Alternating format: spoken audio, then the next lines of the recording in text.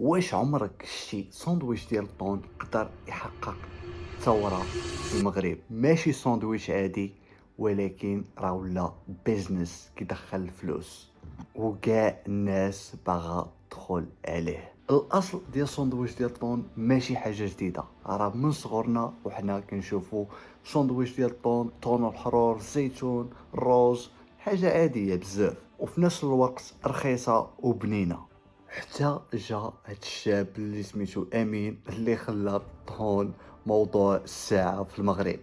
واخا خدام غير بكاروسة صغيرة، ولكن الحاجة اللي شدت الناس هي الطريقة ديالو، والناس اللي كيمشيو عنده كيقولوا بلي الماكلة عنده بنينة، والطريقة والمعاملة حتى هي، وحتى التعامل ديالو مع الناس بسيط ومرتاح، كيهضر معاهم كيرحب بهم، وهادشي اللي خلى الناس كيرجعوا عنده. ومن لهنا غادي يتبدل كل شيء، ملي الانفلونسرز بداو كيجيو عنده يصوروا الفيديوهات وكينشروهم في مواقع التواصل الاجتماعي. هنا غينتشروا هاد الفيديوهات في فيسبوك، يوتيوب، تيك توك، حتى ولا امين ترند في المغرب كامل. من هنا بدات الفكره تكبر، الناس بدات كتقلد، عاد كيقولوا الشباب علاش لا كروسه صغيره نشدو الطون روز، مسائل ماتريال بسيط، نشدو ونتوكلوا على الله علاش لا. حيتاش الفكره بسيطه وما كتحتاج راس المال اللي هو كبير.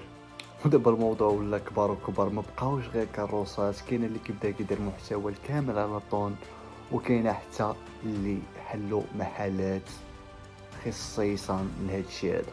والسر علاش نجحت هذه الفكره؟ ببساطه بسبب السوشيال ميديا والبساطه والسعر الرخيص والمذاق المعروف اللي كيشهي واللي ما كاينش شي مغربي ما كيبغيهش.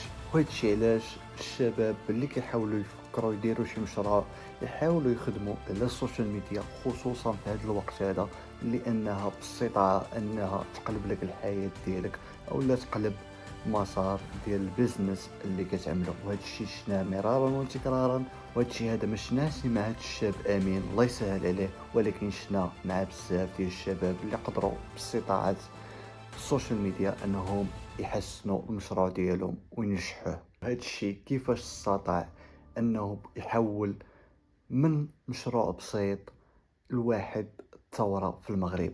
وهذا الشيء كل شيء بدا من فيديوهات في الانترنت. ودابا السؤال هو واش غتبقى تاكل طون او لا غتكون انت هو المشروع الجاي؟ تهلاو.